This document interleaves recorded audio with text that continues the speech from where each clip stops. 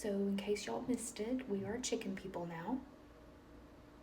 Yes, we are. We are goat people. And we are also now chicken people. I'm going to attach a photo right here of how this is going. Yeah. I signed a disclaimer that said I won't be doing chicken things. The husband is currently building the chicken coop / run. Look at those muscles. Yeah, so because we didn't have enough going on, we now have chickens.